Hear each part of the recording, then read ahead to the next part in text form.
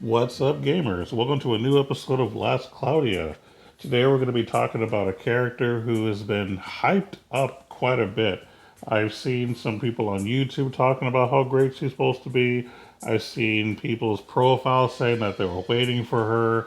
And we're going to find out today, is she worth it? At least as far as the first impression is concerned. Before we continue with the video, just a little housekeeping. I just want to thank the developer for making such an awesome collaboration with Dr. Stone. It was an amazing event, the best event, in my opinion, that they've ever had. Next, of course, the number two would have been the Collections of Mana collaboration, and I can't wait to see the next collaboration they do in the future. So I'm definitely looking forward to that, whatever it might be. The only disappointment that I would have honestly had was just the fact that I didn't get the SSR arc that I wanted. Other than that, it was great. I got Kohaku, I got the science guy. I call him Bill Nye because that's just kind of what it reminds me of. He's really cool though. But either way, let's go ahead and continue with the video. So today, as we go to the gotcha screen, we're going to just scroll over just a little bit. And there we go. And yes, today we're talking about Thunderbolt Sevia.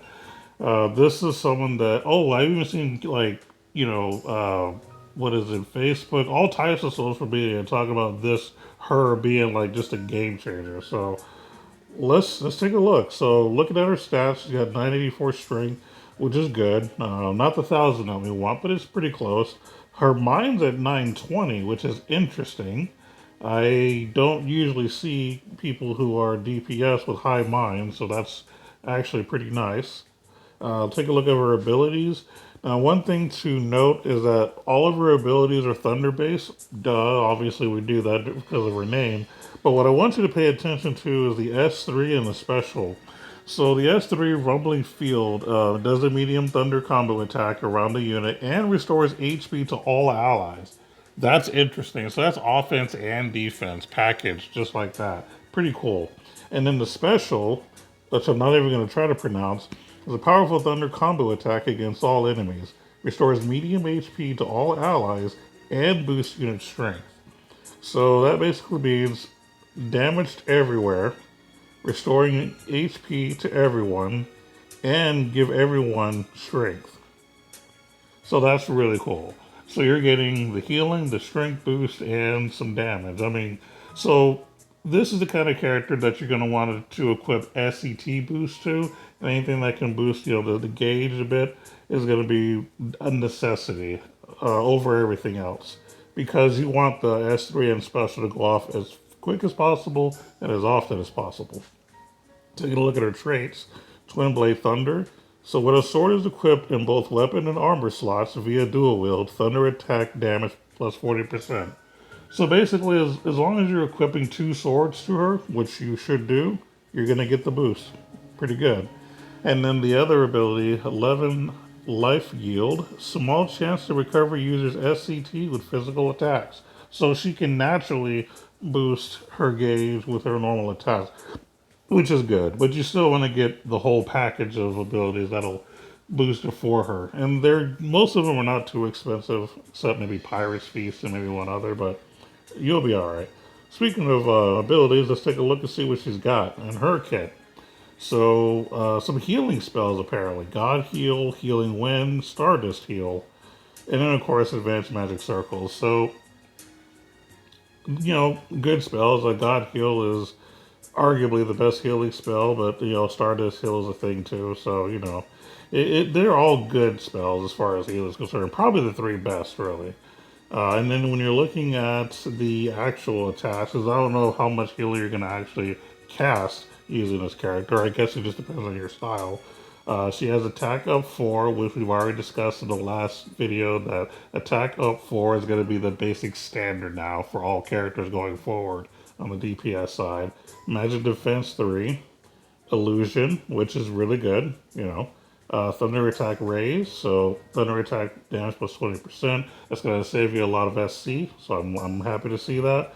Thunder Critical Raise. Now, this one's a new one. I don't think this is on any of the arcs, so this is unique to her. Critical rate of Thunder attacks 5%. Critical power 50%. So that basically means that, any type of thunder attack you do, which would be pretty much everything, especially if you're equipped a thunder type sword, your chances of critting will increase a bit. And then once you do crit, you're going to get a lot more damage. Healing boost. So since she has a bunch of healing type spells, it's going to be, a lot better. Pause of victory. So, that's a good thing to have. Spirit breath. Recover SCT when HP regenerates. Now, one thing I want to discuss with Spirit Breath, because I've always assumed that this would basically happen on any type of healing. However, I've read online, and of course, you can't trust everything you read online, but this is a good topic to discuss. And maybe if you guys know any better, you can put something in the comments explaining how this is supposed to work and if what I'm saying is accurate. But from what I've read, Spirit Breath only activates on a spell or an S123 or special ability is used. So, in other words, Pose of Victory would not count because it's not one of her skills. It's not a spell she's casting. It's just something attached to her skill. So, anything like Pose of Victory, regeneration, stuff like that, supposedly does not work for Spirit Breath. It's only specific skills and spells that are actually cast. So, let me know if that is the case. That's just what I've read. And so, I don't know what the best source for knowing what all the abilities do and how they actually work. So, if anyone knows of a good source for all that kind of stuff, let me know. I found a source that's good, but again, I don't know what the legit information is. Because the game's not always completely clear on everything. Continuing on, Bless Speed, so that's good for her to have. You kind of expect her to have that. Piercing, now I love this ability. I think this costs 7 skill points, so this is definitely a good save. Double Impact, so that's good too, especially if you're going to be dual wielding, which is the next ability. You expect her to be able to dual wield, obviously, at this point. Sword Boost, so obviously you're going to be equipping 2 swords. Quick Trigger, which will be a good way to get that skill started up real quick. And then Combo Master 2. So basically, your physical damage will be increased by 30% during 50 hit combos. This is basically a unique thing for her because the original version of Sevia has Combat Master, the original one. So this is just an increased version. This is one of those abilities that you really get the benefits when you're actually manually controlling her and like doing combos and stuff like that. If you're just playing it on auto, like most people do, I would say that you won't see it that often. This probably won't even matter to you too much. But for those of you who like to control their characters, which I do depending on the event, it's definitely good to have. So that's pretty much her kit here. Pretty good stuff though. Like the biggest thing is the Thunder Critical Raise. Really, really good. And of course the Thunder Attack Raise saves you some skill points. Spirit Breath, really, really good to have. Of course, Sword Boost, Dual Wield. So these are all, really, really good things to have for her. So basically, you want to give her anything that gives you more SCT faster. Uh, what's interesting is that they don't really give her the crit package here. So I think here, you're not too worried about doing criticals. I mean, you have Thunder Critical Raise, but on the other one, I think her original kit had not pose, but she had the one that gives you healing. I forgot what it's called already. But I guess you're going to have to build all the crits from scratch if you're going to go there with her, which I think will be worth doing. So give her the crit package, give her the SCT package, and you're pretty much going to be good to go from there on. I will say that overall, I think she's a fantastic character, really, really good to use. Is she worth the hype? I I don't know because I mean you have Celios, who's the ice version of her, so to speak. Randy's pretty good. I mean, anyone that basically can do a lots of damage, specifically with an element or specifically non-elemental, which basically means Randy. Randy and any of the elemental, like hardcore damage dealers, are all going to be good. It's going to be more a matter of preference. See, I already have Celios, so I'm good.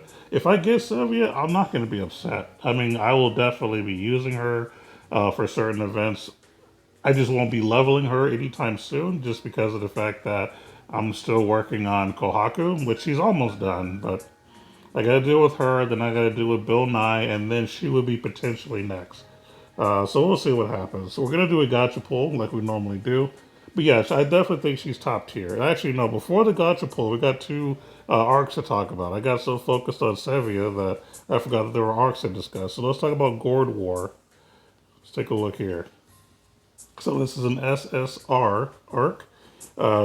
Damage done to human enemies plus 20%, and damage from human units minus 20%. So the anti-human arc, okay, so this is going to be an arena kind of thing.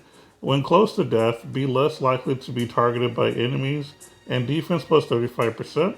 Defense reduction from enemies is nullified. So yeah, this is kind of an arc you're going to want if you're doing arena, any kind of PvP kind of thing. It comes with Pride, Defense 4. Now, this will be the first time we'll get Defense plus 4. Ford Phaser, which is also a new one.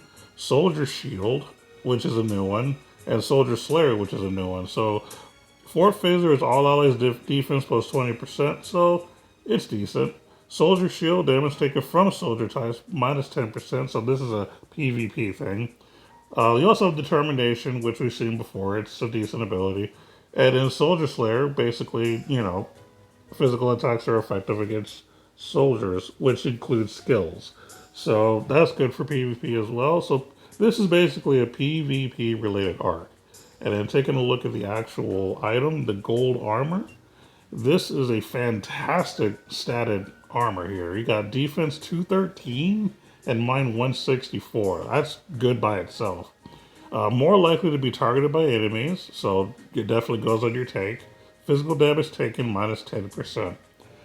This is an item that I wish we could have had, back when I was trying to make Melza, a good tank, because she needed things like this. And I kind of feel like the whole tank thing got ignored, at least up until Zuglis was made. So that's what I'm thinking happened here. And I'm glad that they're actually, taking a little more effort to make tanking better. I mean, with all the DPS and the life gain from it, I guess it wasn't necessary for the most part. But for things like tower, I think this would be good. So this is a good item to have for any tank that you're going to use. So I'm glad they're giving tanks a little bit of love. But this is for the most part a PvP arc. I play Arena, but not seriously, at least not yet. So I don't particularly care for the arc, with the exception of the Aether reward. But that's about it. And then for the next arc is Ancient Weapon. So the attributes, defense and mine plus 15%, damage from critical hits minus 50%, damage from bosses minus 15%. So this is going to be kind of a tower kind of thing. That's what I'm going to assume. It's going to be really good for tower. And then, of course, the abilities have Heal Guard, Fast Holy Wall. Now, Fast Holy Wall is a new one. This is automatically activates Holy Wall at the start of the battle, so a unique thing. Grand Protection, God Shield, which is also new. Damage taken from God types minus 10%. High Protection, so physical damage inflicted minus 35%, which is also a new one. And then Celestial Mask, which is also new. This is when taking physical damage, use 3 MP to have the damage taken. Skill cost of 9. So another good tanking type skill here.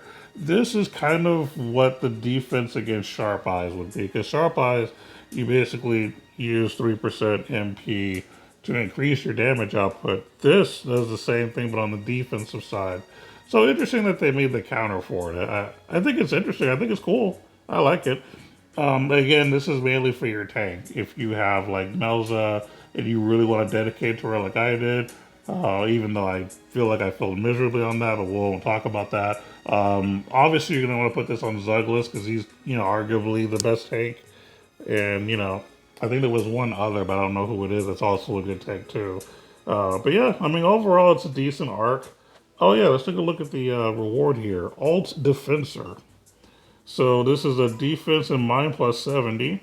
Activates automatic guard. On boss waves, defense plus 10%. So this is probably going to be good for the tower. And I would also say you're going to want to give this with the guard package to whatever tank you're using. So this is definitely for me if I want to go back to making Melza good again. We'll see if that ever happens. But yeah, I'm digging it. It's pretty good. Again, not one of the arcs that I would say is a must-have, but it's good, especially if you wanted to do some tower runs and PvP stuff. I think this is decent. And the Celestial Mass is a real interesting skill there. I think that I like that one actually a lot, but I would only give it to a tank, no one else. Alright, so let's go ahead and do a gotcha pull, see if we can get something. Alright, so we're gonna go to the non. Oh shit, I was already on the non-pay section. Okay, we're good. But I'm only gonna do one gotcha pull for right now, so if I don't get it, I don't get it. Am I gonna pull more later? Maybe. Like I said, I think Sevia is really the only thing that I absolutely want. The arcs, eh. They're just more of a collection at this point. And as far as a tier, I'd say that both arcs are mid-tier. But Sevia is going to be like high, like top tier, I'm sure. She's already been hyped amongst the community anyway. Alright, so we got neither, no arc nor character. Alright, that's okay.